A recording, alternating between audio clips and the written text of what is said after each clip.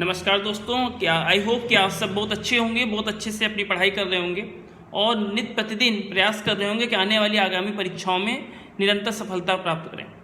सबसे पहली चीज़ मैं बहुत डिस्कस करना चाहूँगा कि किसी भी पेपर को होने के पहले हमको किन बातों का सबसे ज़्यादा ध्यान देना चाहिए।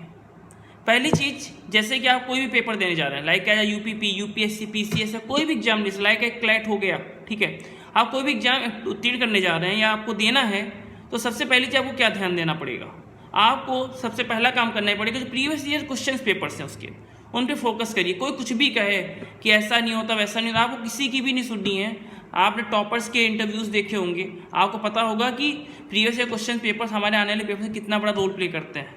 जैसा कि अभी मैंने भी यूपीएससी का पेपर हाल ही में दिया था, ज़्यादा मैंने टेस्ट सीरीज पे फोकस नहीं किया, बट प्रीवियस ईयर जो क्वेश्चन पेपर से उससे काफ़ी ज़्यादा हेल्प मिली, मुझे पैटर्न समझ में आसानी मिली, मुझे पता चला क्या पढ़ना है और क्या छोड़ना है। तो मैं आप सबसे ये कहना चाहूँगा, आप किसी भी पेपर की अगर तैयारी कर रहे हैं तो सबसे पहला काम आप प्रीवियस ईयर क्वेश्चन पेपर्स उठाएंगे, आप किसी की नहीं सुनेंगे, because syllabus analysis is must for any examination.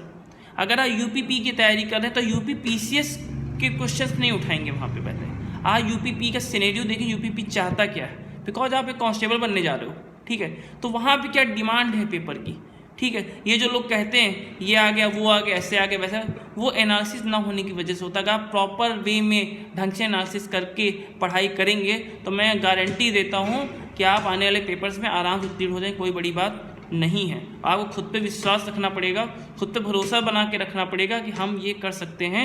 60% आप वहीं पे जीत जाते हैं।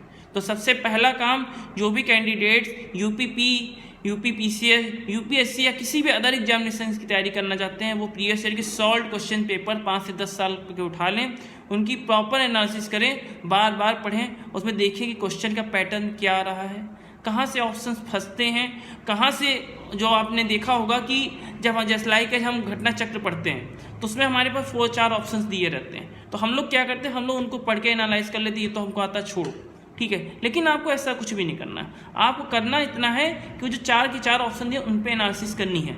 लाइक एज कार्बन टैक्स हो गया, हाइड्रोजन एनर्जी हो गई, क्लियर, ग्रीन हाइड्रोजन, ये टर्म्स जैसे हैं, तो आपको देखना है कि इन पे काम हो रहा है कि नहीं हो रहा। आपको लिंकिंग बना के चलना है, आपको चीज़ों को लिंक करना समझने के पहले। बहुत सारी चीज़ें ऐसी मिलेंगी जो आप रट नहीं सकते हैं, कोई नहीं रट सकता, ना मैं रट सकता, ना आप रट सकते हैं।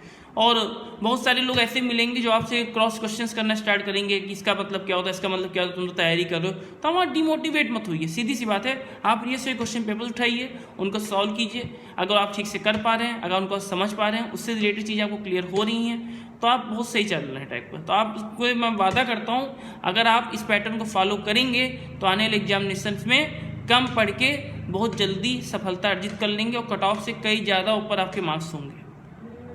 धन्यवाद।